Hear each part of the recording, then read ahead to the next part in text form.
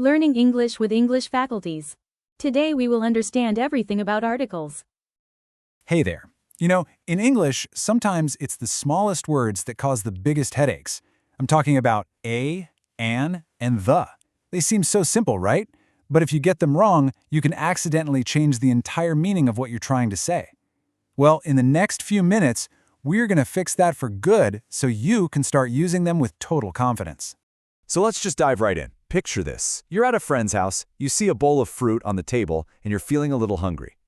What do you ask? Do you say, "Can I have an apple?" Or do you say, "Can I have the apple?" It's just one tiny word, but it makes a huge difference. What do you think that difference is? Well, if you ask for an apple, you're saying any old apple from that bowl will do. You're not picky. But if you ask for the apple, you're pointing to one very specific apple.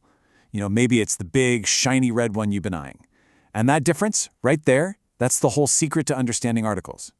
So here's our game plan for today. First, we'll cover what these little words actually are. Then, we'll get into that huge difference between specific and general things. After that, we'll tackle the a or an sound rule. It's a game changer. We'll also look at some common mistakes to avoid. And finally, the secret weapon, knowing when to use no article at all. Okay, Section 1, the foundation. Let's start with the absolute basics. What exactly are these tiny words and what's their job?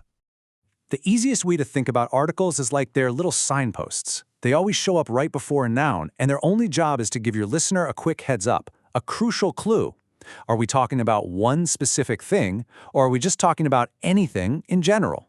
And that brings us to Section 2, specific versus general. Honestly, this is the first and most important choice you have to make, every single time. Just like with the apple, you gotta ask yourself, am I talking about something specific, or am I being general here? Let's look at another example to really make this stick. If I say, after a long day, I like to relax, I'm just talking about any long day, right? It's a general statement. But if I text you and say, wow, after the long day we just had, I really need to relax, now I'm talking about one specific day that you and I both know about. See, that one little word changes everything. So it all boils down to this. Are you talking about anyone or this one? If it's any old one, you're going to use what we call an indefinite article, a or an. But if it's this specific one, then you need the definite article, the.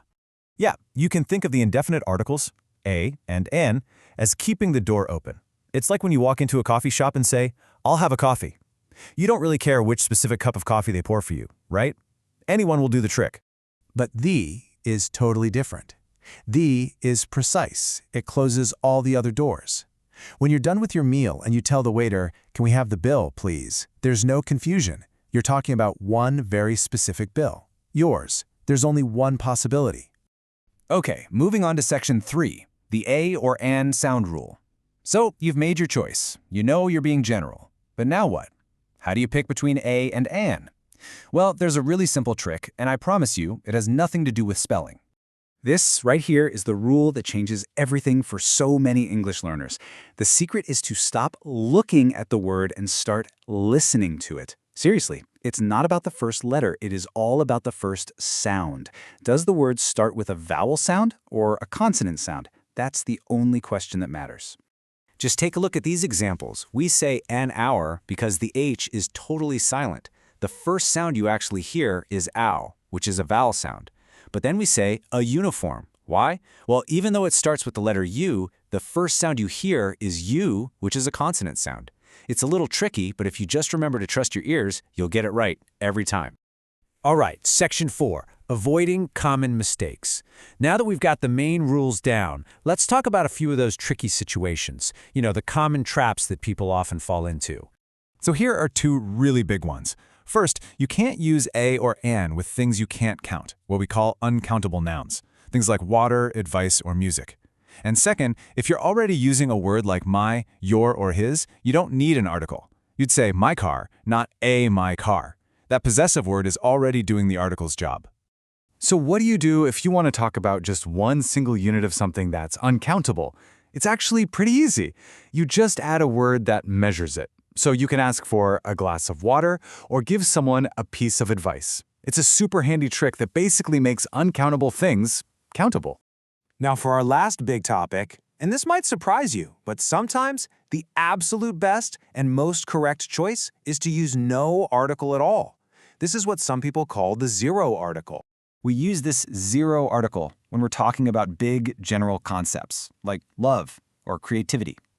We also drop the article for meals, for languages, and for most countries and cities. And that's exactly why saying, "we're going out for dinner," sounds so much more natural than saying, "we're going out for the dinner." Okay, let's put it all together into a super simple 3-step checklist you can use anytime. Step 1, identify. Is the thing I'm talking about specific or general? Step 2, choose. If it's specific, boom, use the. You're done. If it's general, you go to the final step. Step 3, listen. Does the next word start with a vowel sound? Use an. A consonant sound? Use a. That's it. If you try using this little checklist, I promise, it'll start to feel totally automatic. And there you have it. Mastering English articles really isn't about memorizing a million different rules. It's about making that one key choice, specific or general, and then remembering to trust your ears, not your eyes. If you can keep that simple idea in your head, you're going to sound clearer and more confident than ever before.